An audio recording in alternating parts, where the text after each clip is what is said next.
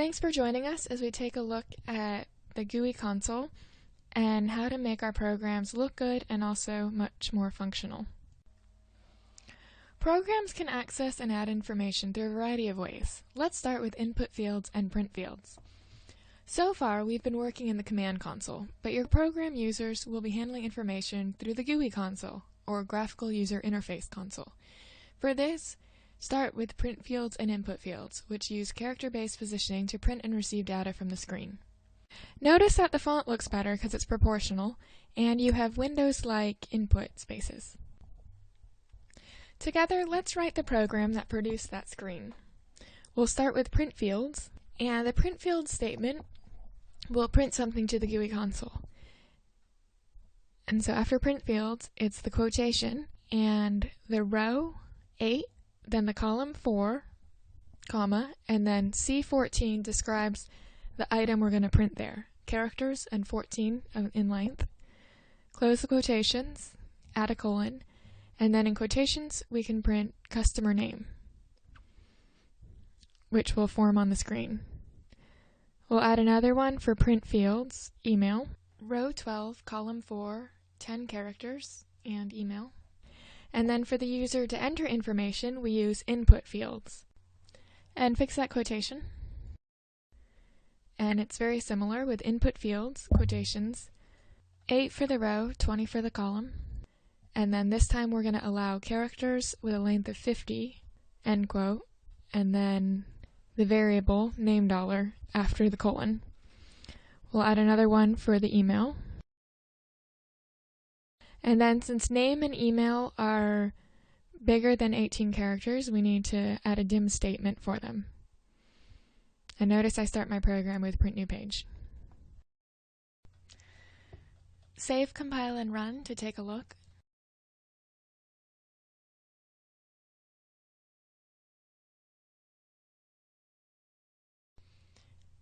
Now you can enter information into the customer name and email input fields.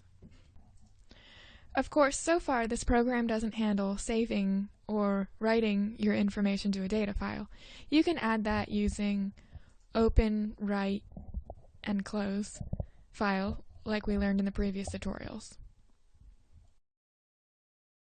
So far, the user still has to press enter to move from one entry place to another. Let's add some code that allows them to switch back and forth between the two fields before they press enter to finalize it. To do this, we simply put all the variables on the same line, separated by commas, and then we put the format specification within the same quotation mark, separated by a semicolon, like this.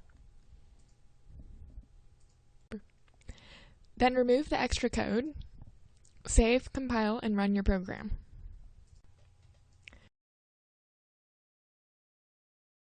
So now you can enter information into one input and move between them, change information if you like, and you use the arrow keys to move from one to the other.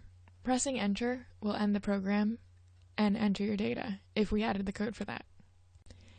And you could add as many variables as you wanted.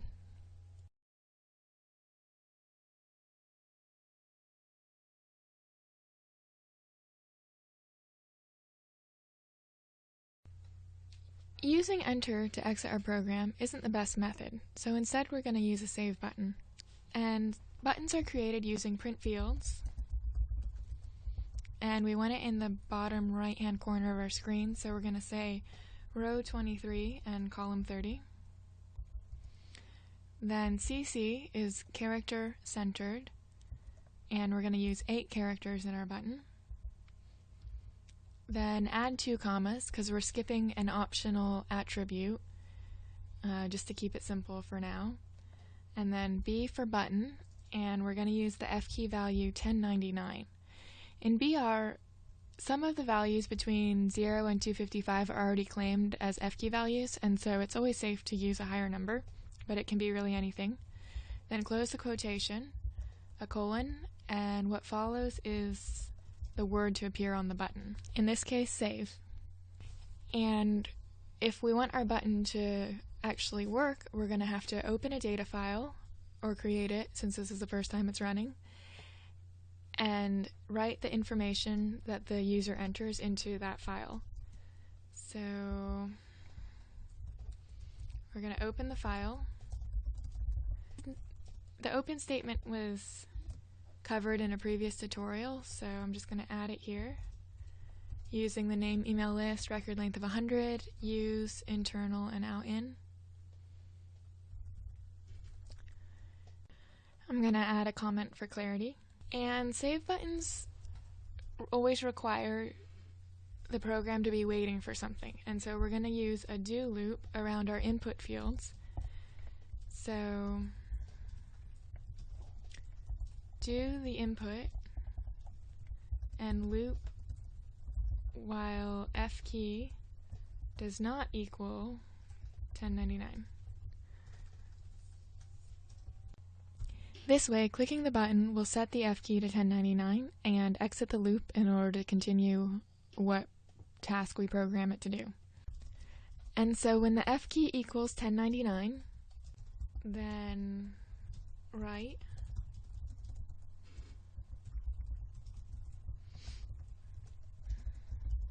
using email form, name dollar and email dollar.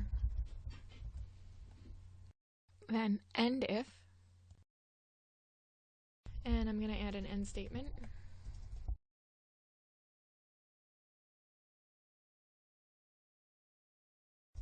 And our email form is simply going to be form C50 C50. And now when we load our program, you enter information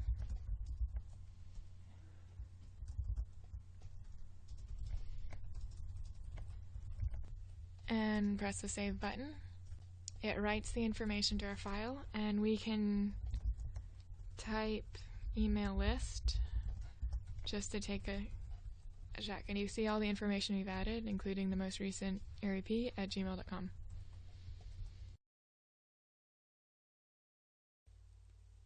Alright, next I'm going to demonstrate how to use radio buttons as a form of input. But first, let's set our variables all to 0. So we're going to be adding some code to add update options, instant, daily, and weekly. And with radio buttons, if the title, daily in this case, is preceded by a caret, it means that that will be the default radio button selected.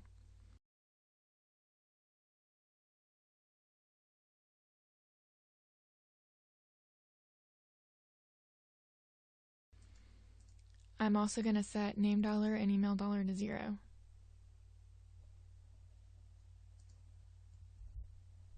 Next, we're going to add the radio button information to the print fields.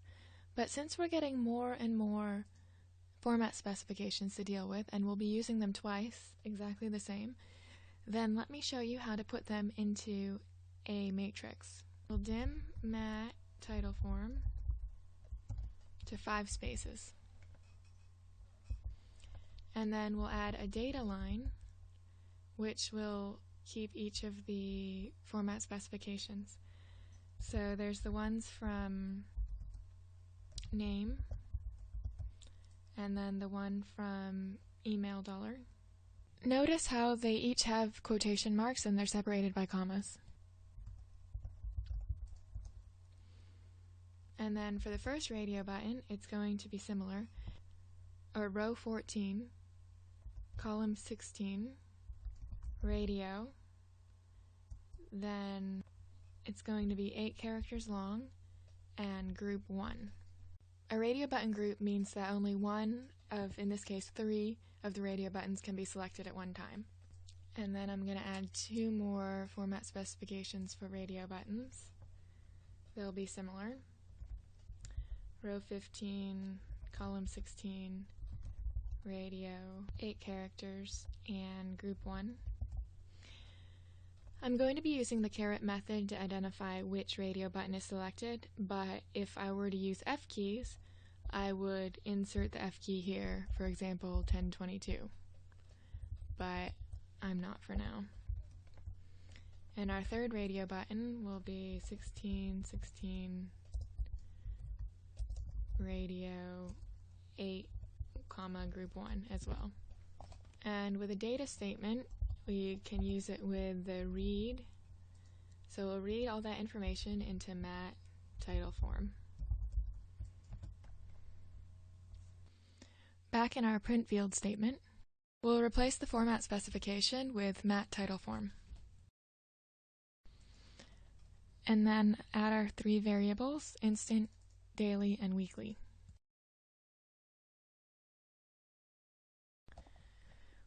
In the input field statement, we'll also replace our format specifications with mat title form. And our radio button values are entered using input fields as well. So we'll have input fields, mat title form, colon, and then our 5 variables. It'll loop all together until you press the save button, triggering the 1099. And then we're going to make some changes here.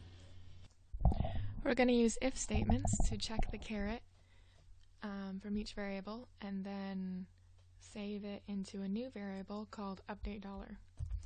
So if instant dollar 1:1, which means the first character of instant dollar, equals caret,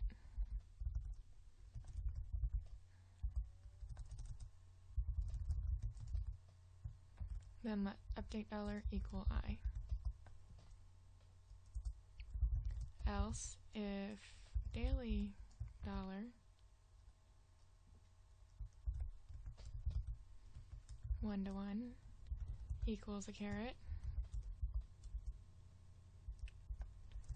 then let update be D. And a third one, if weekly 1:1 is caret, then let update equal W. And we end our if statement. Then after this if statement, it will write name dollar and update dollar, and then end that if statement.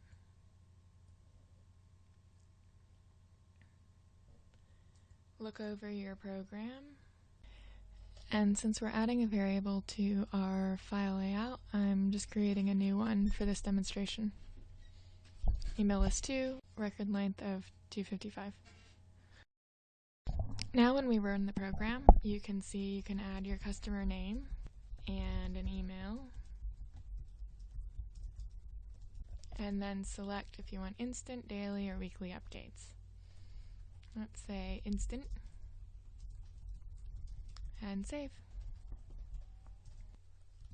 One last thing before we go, I'm going to demonstrate how easy it is to create a checkbox in BR.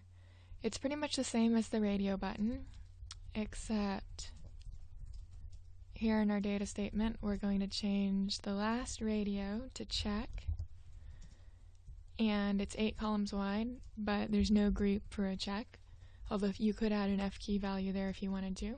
And save, compile, and run. And when you run the program, you can see that we have our radio button and then a checkbox. And if you want it to default to check, then you just put a caret before your weekly, the same way you would with the radio buttons. It'll still save the information, and there you go. Thanks for joining us today, and next we're going to take a look at grids and lists in business rules.